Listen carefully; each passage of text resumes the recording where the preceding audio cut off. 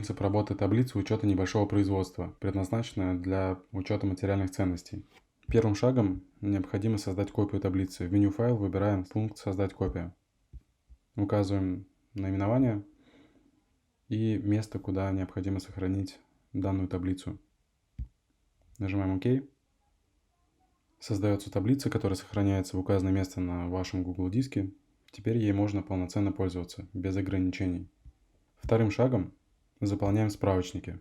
Указываем все наименования готовых изделий, которые будут использованы при учете, наименование сырья и полный список покупателей и поставщиков. Начнем с того, что заполним склад сырья.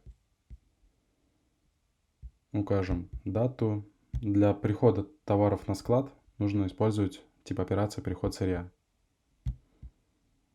Выберем тару 10 кг, укажем произвольно цену за единицу и произвольное количество. Мы указали, что мы приходовали 10-килограммовую тару в количестве 400 штук. Теперь на листе аналитики мы видим то, что пополнились складские запасы. Оприходуем таким образом все сырье, которое необходимо нам для совершения производственного цикла.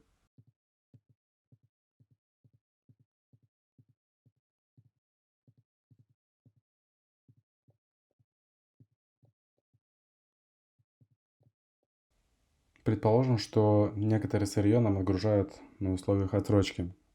В таком случае не надо заполнять поле «Статус оплаты». Выбираем поставщика, который дал нам товар в отсрочку, указываем количество дней отсрочки. В свою очередь на листе аналитика сразу же виден размер образовавшейся перед определенным поставщиком задолженности. Если данный поставщик отгрузил нам 2 номенклатуры с отсрочкой, то сумма, которую мы должны будем ему платить, она увеличится в поле «Кредиторская задолженность» листа аналитики. Следующим этапом, перед тем, как приступить к учету производства, необходимо заполнить лист спецификации. На данном листе необходимо указать состав сырья, который необходим для производства 1 единицы готовой продукции. То есть, например, для производства песка фасованного необходимо 3 комплектующих. Тогда необходимо сделать 3 строки, где нужно продублировать наименование готового изделия и указать, сколько какого сырья необходимо для производства 1 единицы готовой продукции. По аналогии с текущим примером. Теперь сделаем операцию прихода готовой продукции на склад, то есть результата производственного цикла. Выбираю тип операции создания готовой продукции, выбираю наименование готового изделия, заполняю количество, которое было произведено,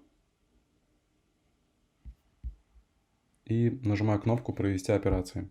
К данной кнопке привязан скрипт, который автоматически производит списание необходимого сырья в соответствии с листом спецификации. Поскольку это скрипт, который встроен в Google таблицу, при каждом копировании таблицы необходимо пройти авторизацию, по примеру, который представлен на данном видео.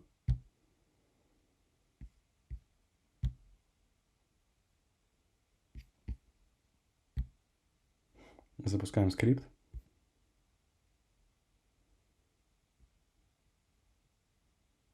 После того, как готовая продукция была проведена, во-первых, автоматически устанавливается чекбокс в поле «Проведено» столбца «Ок».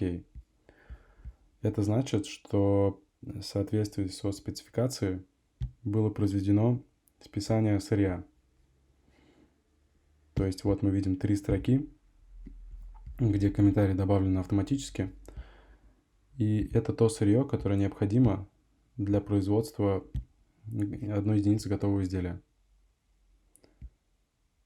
Количество, которое указано в спецификации, умножается на количество, которое мы приходуем на листе «Склад готовой продукции». В свою очередь, на листе аналитика в поле отчета по остаткам склада готовой продукции мы видим пополнение на величину прихода. Теперь, после того, как мы произвели, мы можем совершить операцию продажи готовой продукции. укажем, что мы продадим из произведенного объема 5 единиц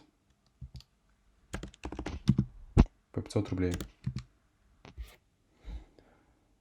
Продадим мы на условиях отсрочки покупателю 1. Отсрочка будет составлять 10 дней. На листе аналитика в поле дебиторская задолженность появилась запись, что определенный покупатель должен нам денег. Данная задолженность перейдет в поле просроченная после того, как дата оплаты плюс дней отсрочки будут меньше или равны текущей дате. Ссылка на данную таблицу будет приведена под видео. Вопросы по настройке таблицы можете адресовать нам в Telegram-чат, ссылка на который будет приведена также под видео.